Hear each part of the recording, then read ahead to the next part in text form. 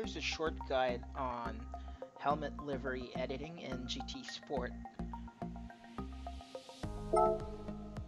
I'll go through the different projection methods as well as how to use them and when to use them. I'll be using the GP6 normal version, so the one that doesn't have the pre-designed livery and doesn't have any metallic shades on the paint. To better illustrate the different types of projection methods, I'll be using a solid color, and I'll be taking out the GT sticker on top of the helmet as well as the nation flag number.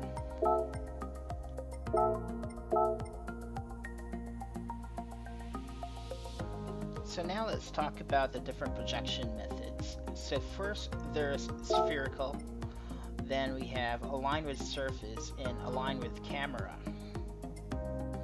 Align with surface is basically the same as align with camera because the default views are the same, but the difference is that with align with camera you can manipulate the angle of the camera so that the sticker would project differently on the helmet.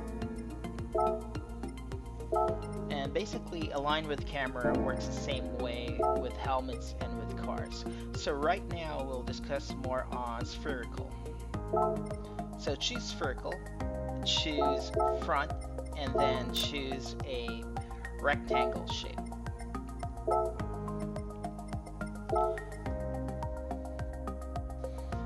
And what spherical is going to do is it's going to wrap any shape across the length of the helmet. And that's why, even though this is a rectangular shape, it's curved right now because it's being wrapped all the way around the helmet. I'm extending the length of the rectangle by holding down L1 and then moving the right analog stick to the right all the way across the helmet, and moving the right analog stick up and down without holding down L1 will move the shape up or down across the helmet. To increase the width, all you have to do is hold down R1 and then move the right analog stick up or down to increase or decrease the size. Okay, now we'll choose a regular shape object like a square and see how spherical would affect the shape of it. And you can see that as I move the square up or down the helmet, it changes the shape.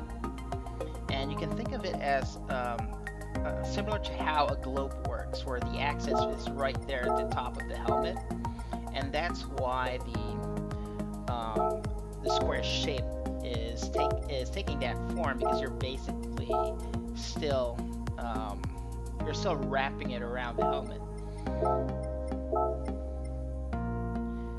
And here I'm just trying to show you what it looks like if I use different squares across the helmet. So the shape gets retained near the middle, or near the equator of the helmet, and the shape gets worse as it goes up or down.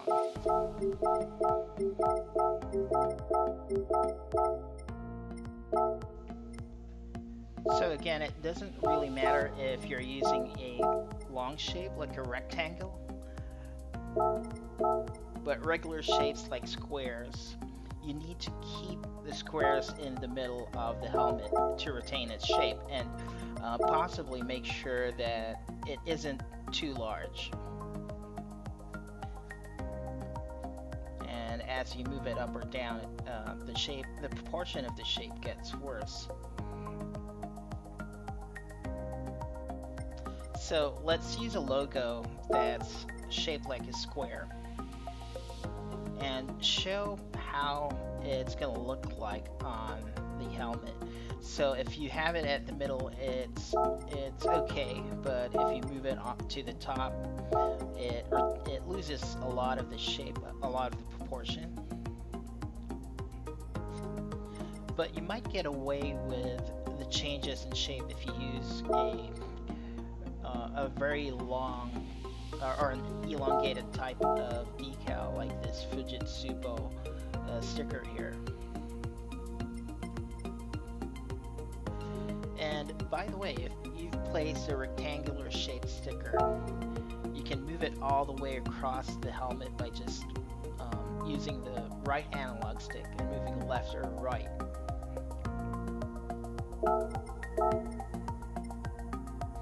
So to get around the change in proportion when you're placing stickers near the top of the helmet, what I suggest you use is align with camera instead of spherical.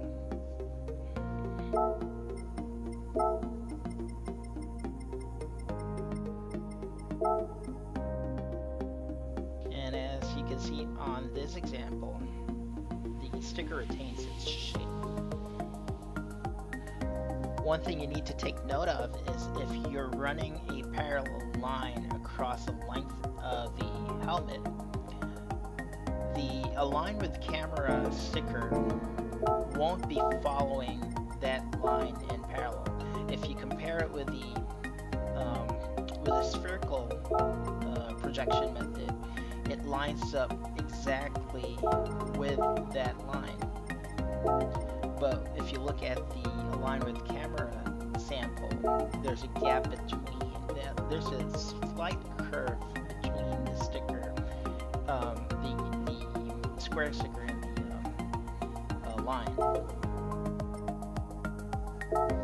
Basically, to recap, if you're placing a sticker on top of the helmet, just be careful if you're using spherical, because you might lose some proportions on the sticker.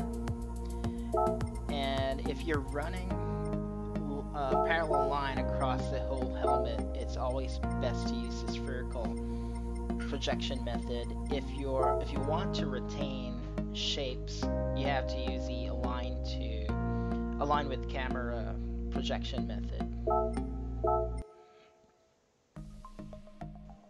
So we'll start designing a sample livery using all the projection methods, if all of them are applicable. And we'll start with a spherical projection method, basically to create a parallel line that cuts across the length of the helmet. So what I did there was I duplicated the white parallel line. I resized the width so that it shows a little bit of white, and I recolored it with gray. And here's a common theme with helmets, I think from late 90s up to the present, is that there's a lot of layering and shadows that they use on the helmets. So if you have a band, they will most likely use a shadow beneath it. And we're going to keep doing that as we go along. So every time we create a band on the helmet, we're going to put a shadow behind it. Here I'm basically flipping the shadow so that I can use it at the bottom of the band.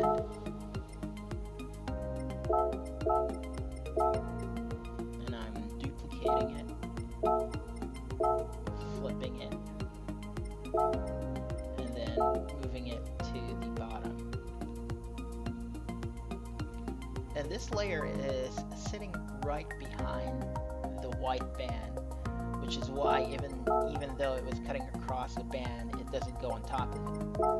The shadow doesn't go on top of it.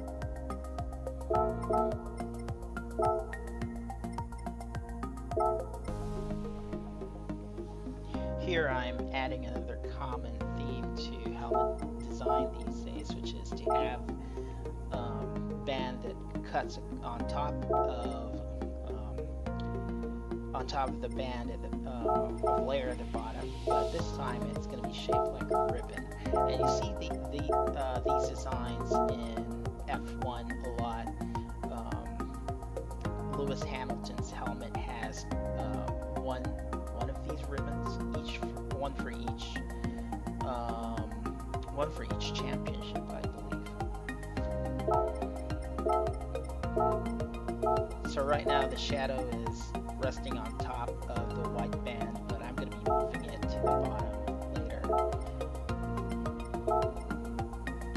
So again, just flip it and then move it to the other side.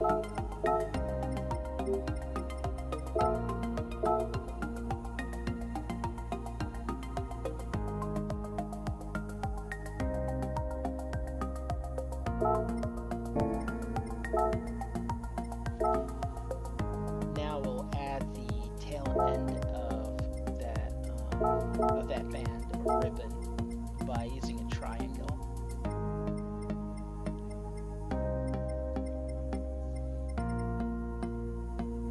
And placing it on at the end of this shape here, just making sure that the top part of the triangle is parallel to the band.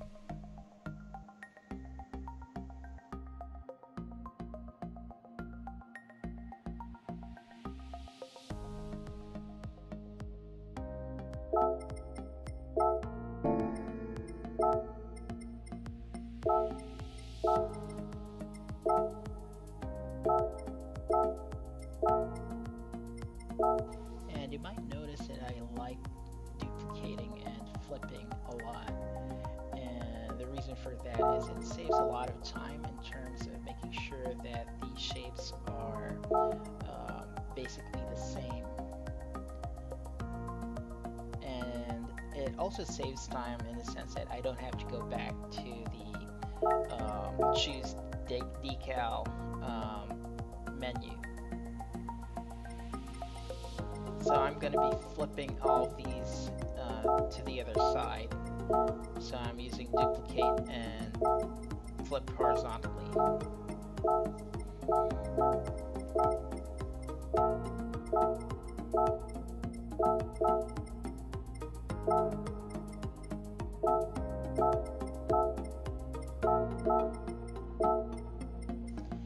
And once I've flipped everything and I have copies on each side, I'm going to start another theme that's also commonplace in helmets these days, which is to pinstripe the end of these shapes.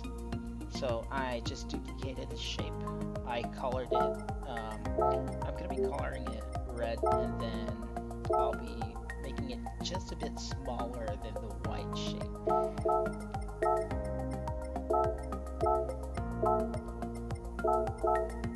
And I'm going to do that for the triangles as well.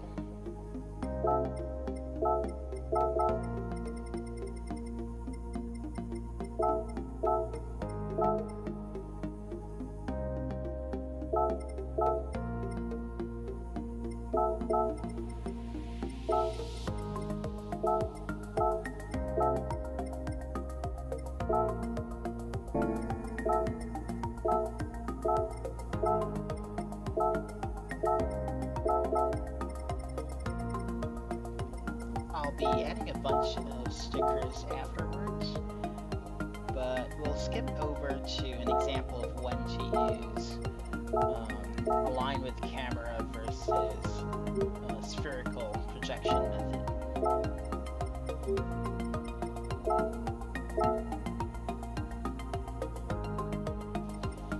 So here I'll be choosing the Blue Chicken logo,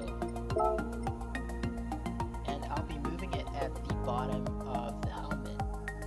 And I used align with camera here so it retains the shape, but I'm going to be using spherical now to put in the Blue Chicken font or text. And the reason I'm doing this is so that it runs parallel to the end of the helmet. And as you can see, the Blue Chicken logo retains its shape, and although the Blue Chicken text has lost its shape, it really doesn't lose that much proportion.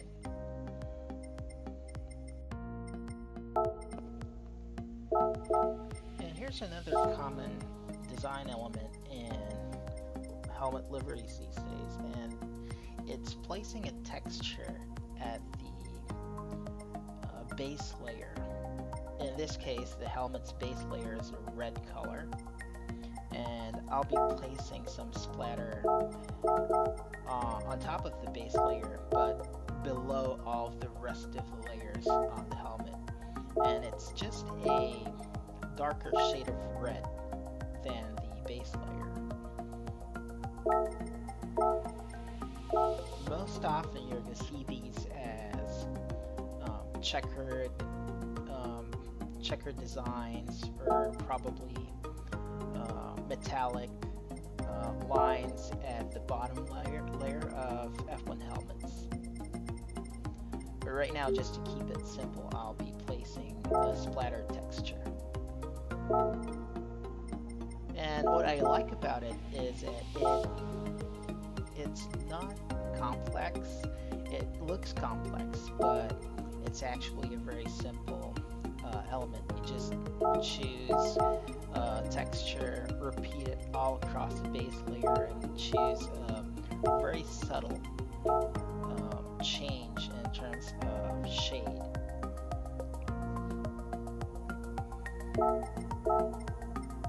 And it keeps the design, it makes the design look more complex than it is.